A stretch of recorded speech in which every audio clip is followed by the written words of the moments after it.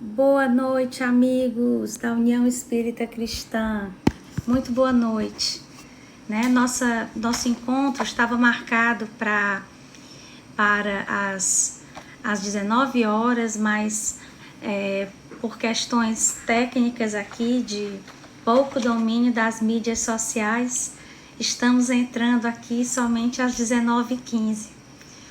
Mas é com grande satisfação que hoje eu venho aqui falar, né, no dia 3 de outubro de 2020, aonde, se estivesse vivo, Allan Kardec estaria fazendo 216 anos, né? Em nome da União Espírita Cristã, venho fazer uma pequena exposição sobre Allan Kardec. Para quem não me conhece, meu nome é Ana Ximenes. Eu faço parte da União Espírita Cristã, sou um membro, né, uma colaboradora. E na noite de hoje, antes de nós começarmos a exposição sobre Allan Kardec, eu gostaria primeiro de pedir o auxílio, o concurso dos benfeitores espirituais da União Espírita Cristã e também dos meus benfeitores espirituais, para que eles iluminem a mim e a vocês que estão aqui assistindo pelo Instagram, e com essa luz, né, nos permitam crescer juntos, nos auxiliem nessa nossa tarefa que é voltada ao crescimento mútuo. Assim seja. Bem, senhores, Allan Kardec, como todos nós sabemos, né, chamava-se Hippolyte Léon Denisard Rivail. Ao contrário do que muitos pensam, ele não nasceu em Lyon, né? Nasceu o nascimento, o parto deu-se em Lyon, né? Mas com poucos dias de nascido ele voltou para a localidade rural em que foi educado. Antes de nós adentrarmos, porém, os detalhes que nos dão uma noção um pouco mais clara de quem foi, né, o Allan Kardec, e de como é importante nós termos consciência disso para a nossa compreensão, para o estudo que fazemos da doutrina espírita. Antes de tudo, é preciso, até mesmo em homenagem ao nosso sistematizador da doutrina espírita, né, deixar claro o seguinte: no Espiritismo não há sacerdotes, não há santos, não há apóstolos e não há profetas. O Espiritismo esclarece a humanidade sobre a nossa fragilidade e sobre a jornada coletiva dos seres humanos rumo à iluminação. Logo, falar sobre Kardec não é erigir um altar para um ídolo, e tampouco é formular uma narrativa mística, né, como tantas que o Espiritismo se dedica ou deveria se dedicar a desconstruir. Então, por que hoje, né, no dia 3, no dia do seu aniversário, falar sobre Kardec? Falar sobre Kardec nunca foi tão necessário.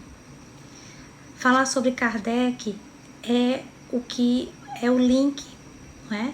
É a chave do que nos permite compreender a grandeza e o imenso avanço da proposta espírita, né, de compreensão das leis do cosmos, das leis físicas e metafísicas.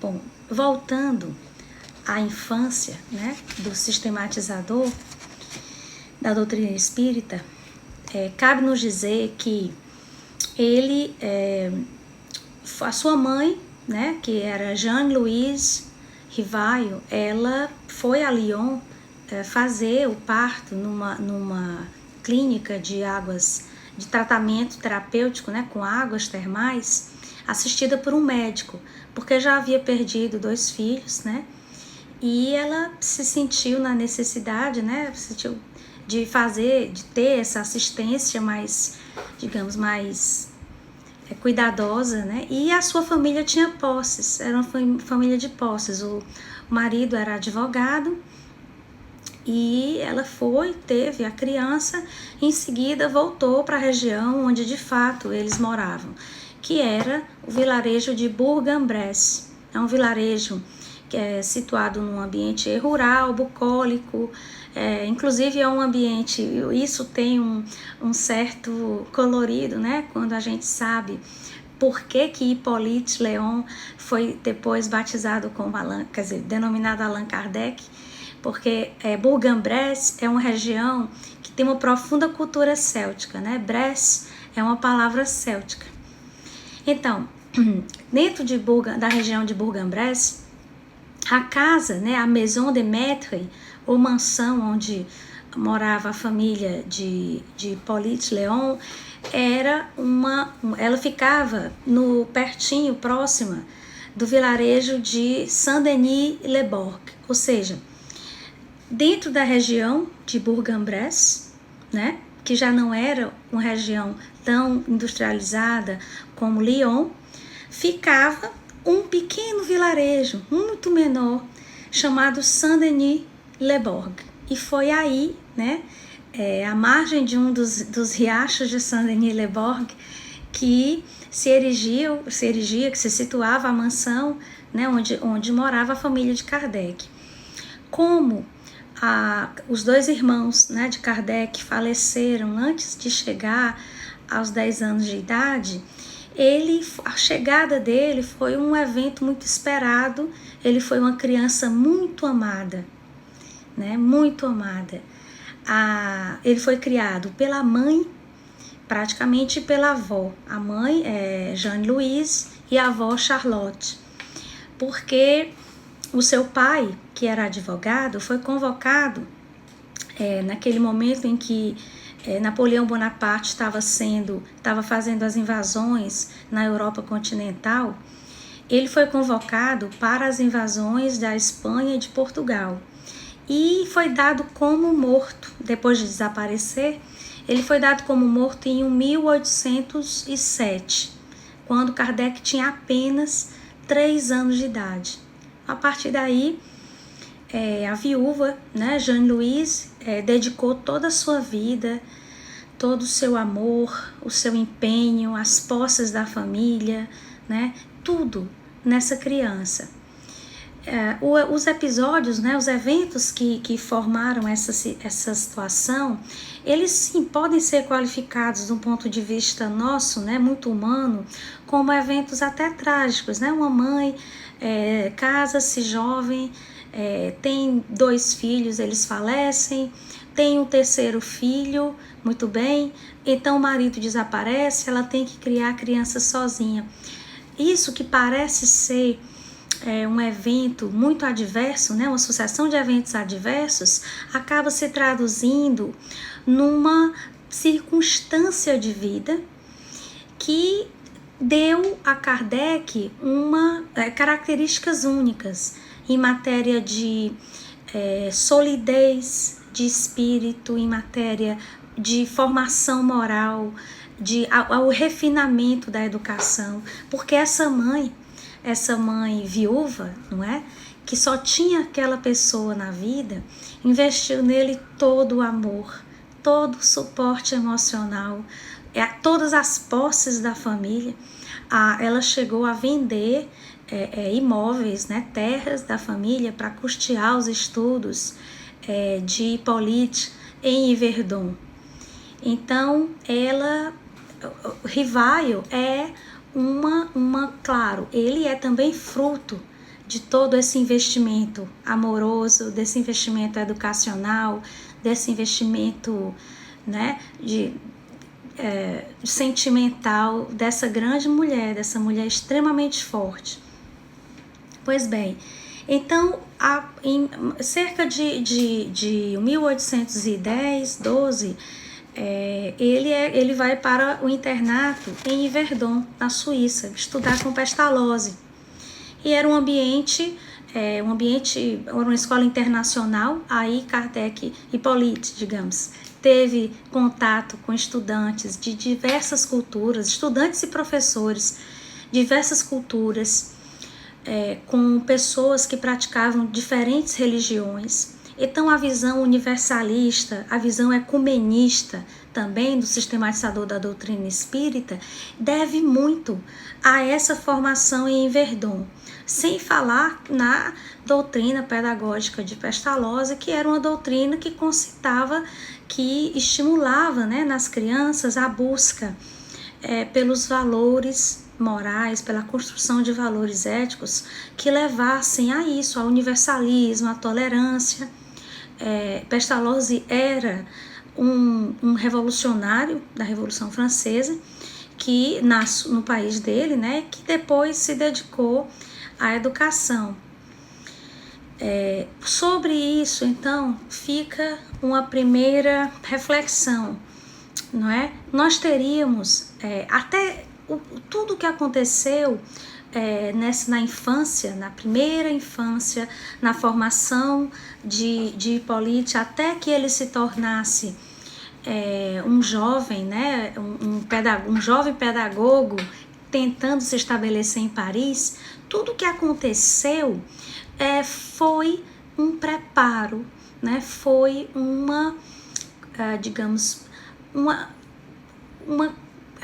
moldagem, uma modelagem dessa pessoa para a grande missão que ela iria receber. Acho que pouquíssimos cientistas, pouquíssimos homens de letras seriam corajosos para realmente receber e levar adiante a missão que Hippolyte Léon Denisard Rivaio levou.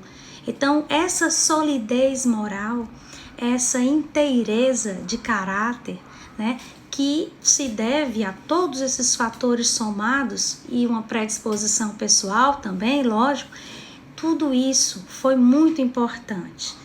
E eu vou retomar isso quando nós falarmos do Kardec cientista, né, e da ciência, né?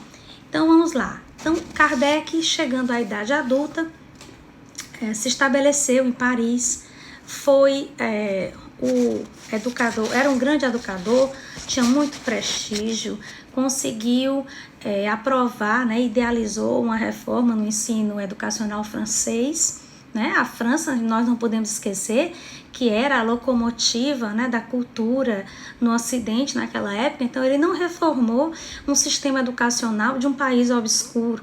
Ele foi um grande reformador do sistema educacional de um país que estava à frente, né, conduzindo o mundo naquela época rumo aos ideais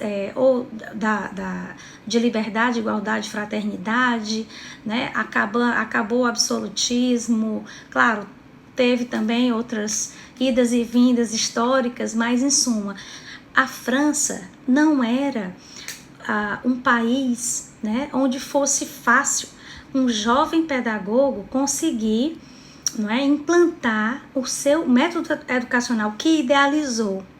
E ele conseguiu.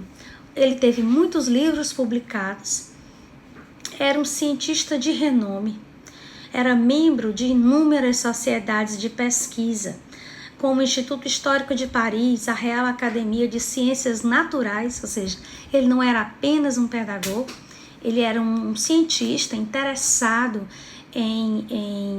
no estudo da física, da química, da matemática, biologia também, né? Ele dominava mais de 5 línguas, né, que é uma característica também, uma coisa que se deve, né, à sua formação em Verdun, e um grande defensor da democratização do ensino público, também um pioneiro nas pesquisas sobre eletricidade e magnetismo. Quando as pesquisas sobre magnetismo começaram, não era corrente que os efeitos, né, a transmissão dos fluidos magnéticos e o desenvolvimento, né, das terapias magnéticas, não era corrente que isso se devesse à ação de espíritos, né? Toda a base do magnetismo é sobre a atuação nossa como seres, né, capazes de magnetizar. eu estou frisando isso para esclarecer o seguinte, em que pese, né, não haver nenhuma base para afirmar que Allan Kardec era ateu, né, é possível, é muito possível, né, e era muito comum naquela época que ele fosse um cético com relação à existência, né, de comunicação entre os espíritos, né, todos os fenômenos paranormais que eram muito conhecidos já e estudados na Inglaterra e nos Estados Unidos, né, na comunidade acadêmica europeia e sobretudo francesa, esses fenômenos eram desprezados, como são ainda hoje, não é?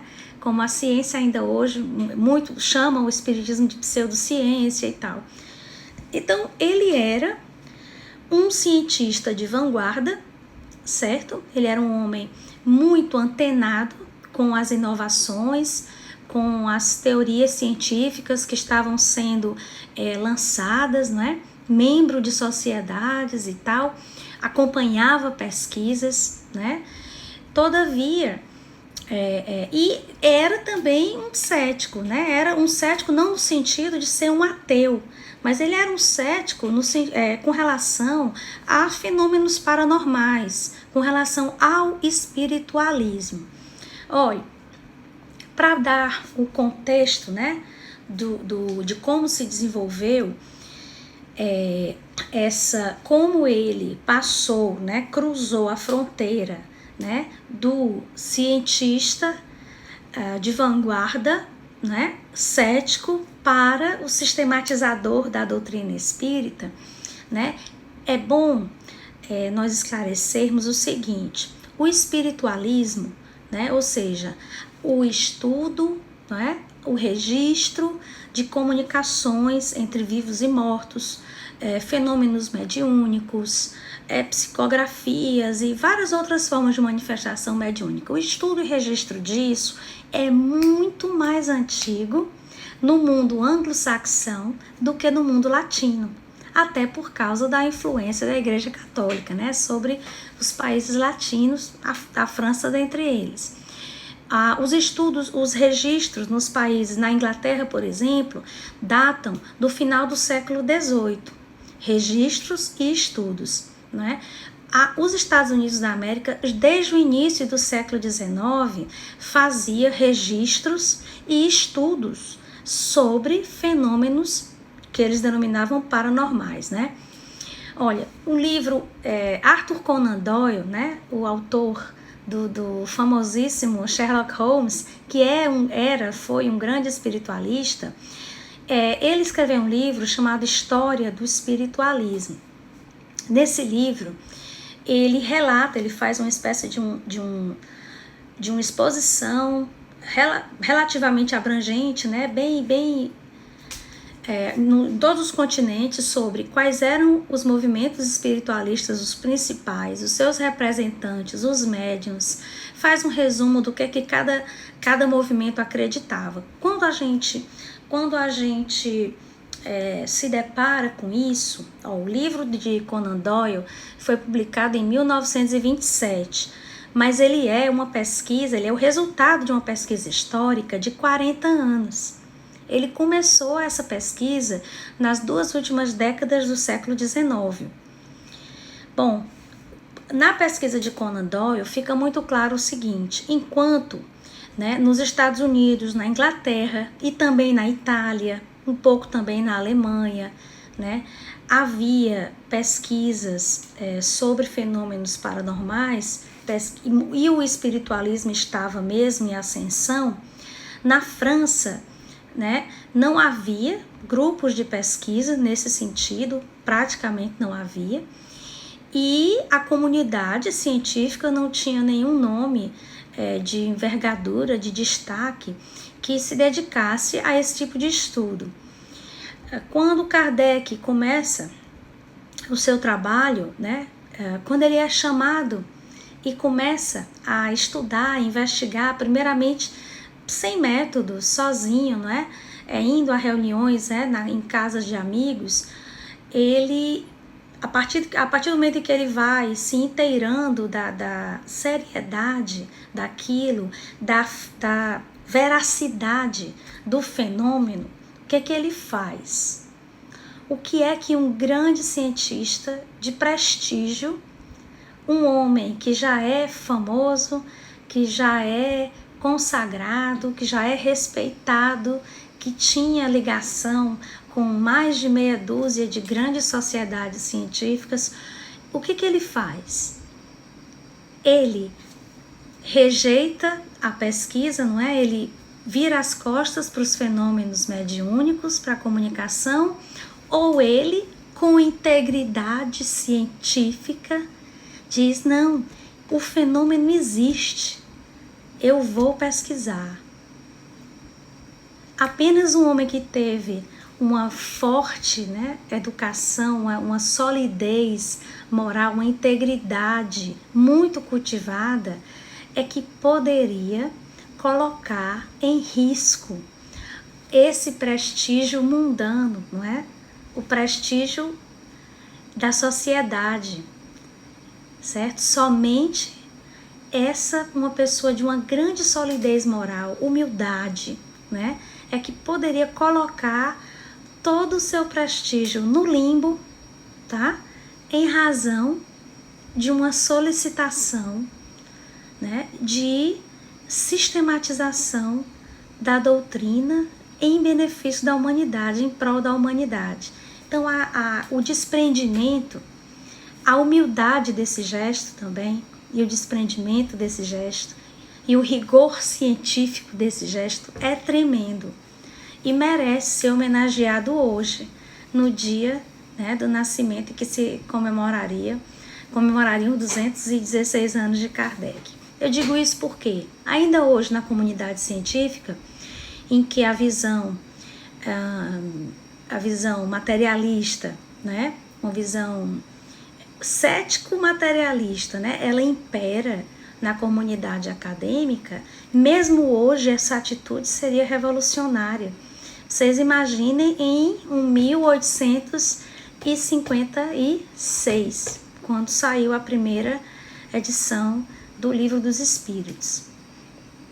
Conan Doyle diz o seguinte, quando fala sobre a figura de Kardec, ele diz que o grande diferencial do espiritualismo para o que ele chama de espiritualismo latino ou espiritismo é a doutrina da reencarnação.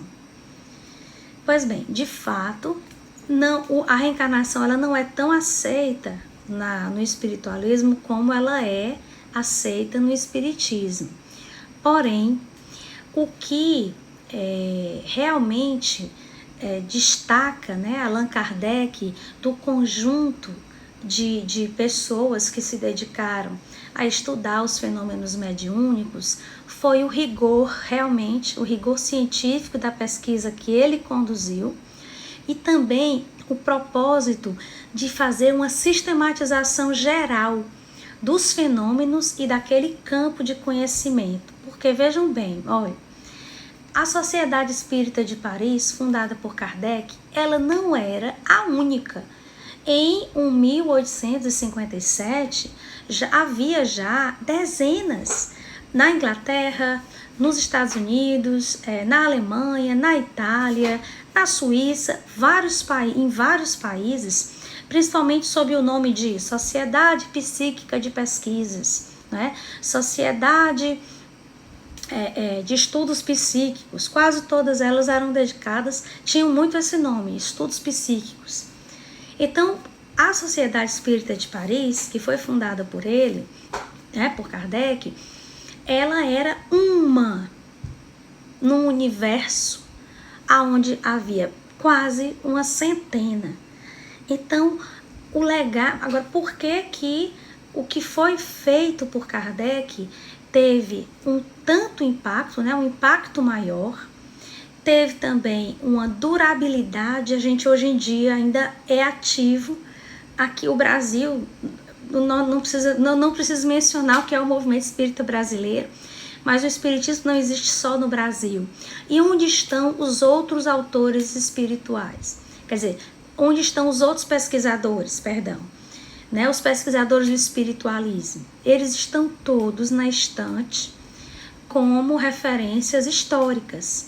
Há muito pouco desenvolvimento, né, dessas, digamos assim, pesquisas.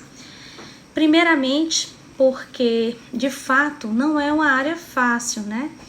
Mas a questão da falta do rigor, do método apropriado, a falta da preocupação com a sistematização, a maioria das pesquisas, elas eram conduzidas de uma maneira muito limitada. Então, eu vou pesquisar um fenômeno de telepatia, vou pesquisar só psicografia, eu vou pesquisar apenas a psicofonia, dependendo do médium que estava sendo acompanhado pelo pesquisador, ele ia e limitava a sua pesquisa.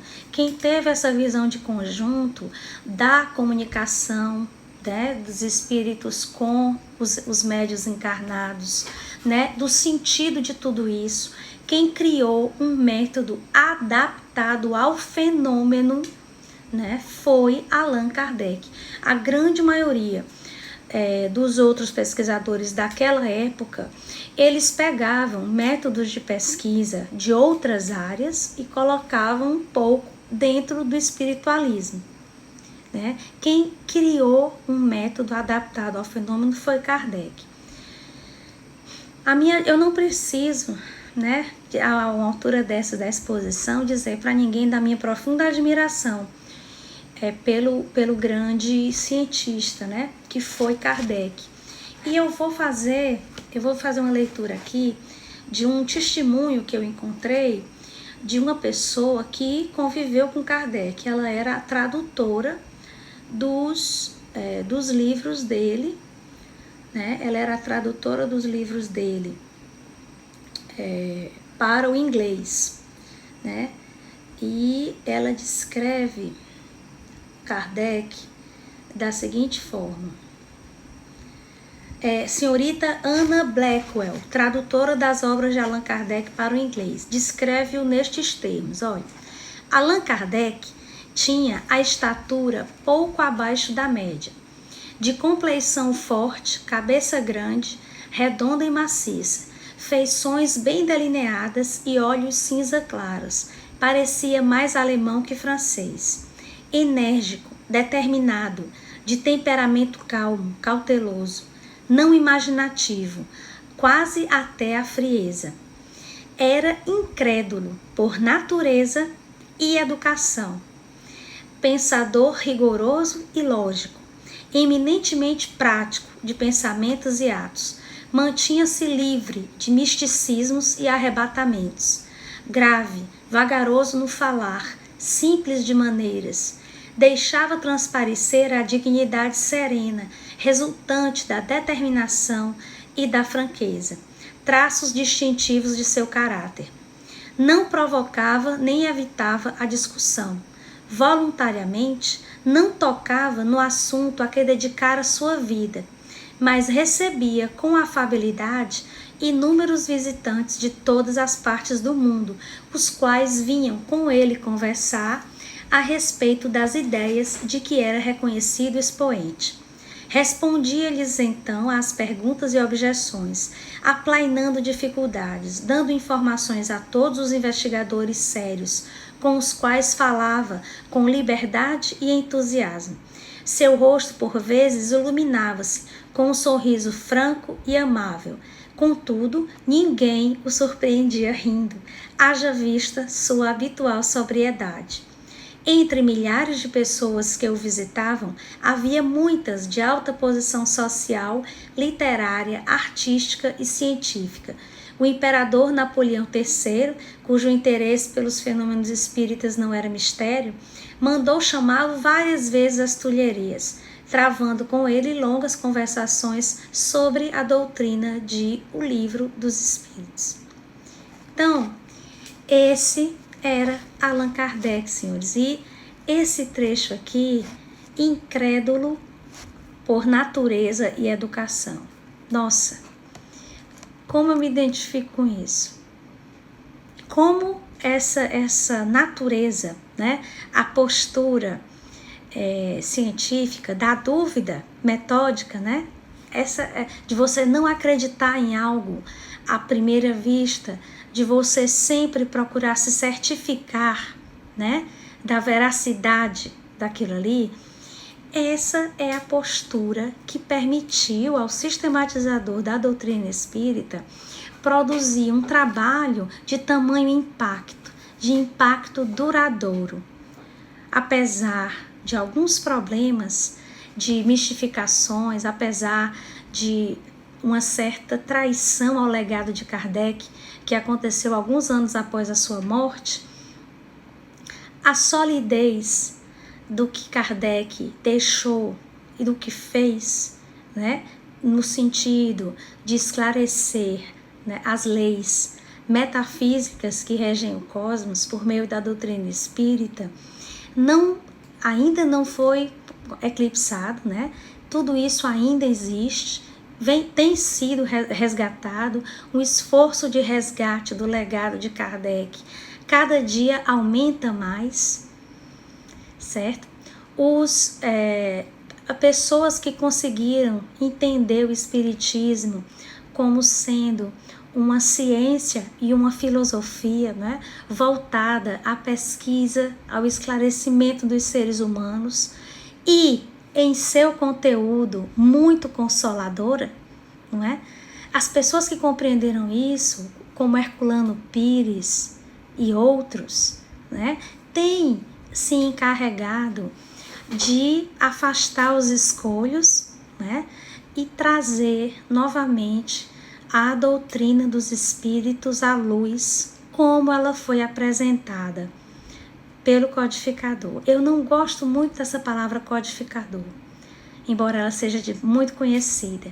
Eu sei que Allan Kardec formatou, né, o método dele e a obra, né, as principais obras dentro de um ambiente científico que era muito orientado pelo positivismo, e daí vem essa palavra codificador, né? Eu prefiro sistematizador.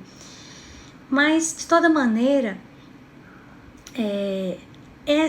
a compreensão disso, da riqueza desse novo horizonte de conhecimento, né? E do mérito, do método criado por ele, são algo que não tem paralelo. Eu também, por natureza e por educação, né, sempre fui uma pessoa incrédula e pouco voltada a acreditar em coisas que não são submetidas a nenhum tipo de teste. Bem, ainda falando sobre Kardec, o que foi que aconteceu, né? O que foi que aconteceu com a doutrina espírita que nos faz tanto querer voltar a compreender a obra e os fundamentos básicos de Kardec. Na Gênese, por exemplo, logo na sua introdução, Kardec deixa muito claro, a Gênese é a última das principais obras, é onde ele faz uma síntese, né, dos postulados científicos do conhecimento espírita, e lá ele diz: nenhuma comunicação dos espíritos que não seja submetida ao método do ensino universal, né, e ao crivo da lógica pode ser considerada doutrina dos espíritos. Não é o que nós temos visto nas últimas décadas aqui no Brasil. No Brasil, né, muito por influência de uma dubiedade, né, que era a difusão do pensamento sistematizado por Kardec, a doutrina dos espíritos sistematizada por Kardec, mas também das obras de um advogado, né, chamado Rusteng, da obra, que eram os 4 evangelhos, por causa dessa difusão, dessa dubiedade, né, aqui no Brasil e também em outros locais, houve uma espécie de uma contaminação do espiritismo, né, sistematizado por Allan Kardec, por essa visão espiritualista extremamente aberta. Pode ser que o espiritualismo contenha verdades que o espiritismo ainda não alcançou? Sim, pode, lógico, é possível. Mas aquilo que o espiritismo consegue concluir, aquilo que o espiritismo consegue extrair através do método do ensino universal, ele consegue fazê-lo com alguma garantia, com um mínimo de credibilidade. E a preocupação com a manutenção da credibilidade da doutrina espírita era algo que preocupava demais Allan Kardec. Então a exposição de hoje, é importante falar quem era Kardec, que ele era esse grande cientista, um cientista de vanguarda, que se contrapôs, foi colocado no ostracismo e ridicularizado pela comunidade científica parisiense quando decidiu sistematizar o conhecimento que era fornecido pelos espíritos. É preciso a gente contar essa história para que as pessoas que acham, que desejam seguir o espiritismo, a doutrina dos espíritos, né, não traiam os seus fundamentos. Essa que é a importância de falar sobre Kardec.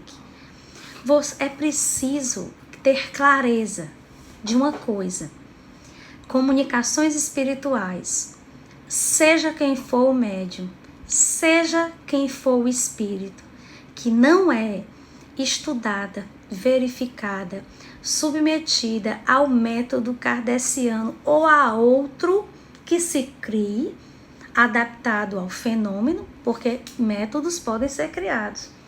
Mas se não há um estudo metódico sobre uma determinada comunicação, divulgar isso como doutrina espírita não está correto. Não tem amparo na obra de Kardec. E isso é preciso deixar claro. Isso significa que o espiritismo não respeita o espiritualismo? Absolutamente. O respeito há um enorme respeito, não só pelo espiritualismo, mas também pela Igreja Católica, pelas igrejas protestantes, pelo budismo, pelo hinduísmo, por todas as formas de crença e de ascese.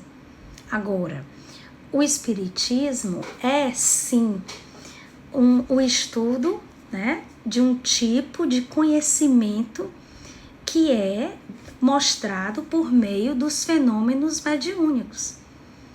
Então vamos estudar, vamos voltar, né? Vamos refazer os passos, né? Vamos nos afastar das mistificações, prestigiar o legado de Kardec.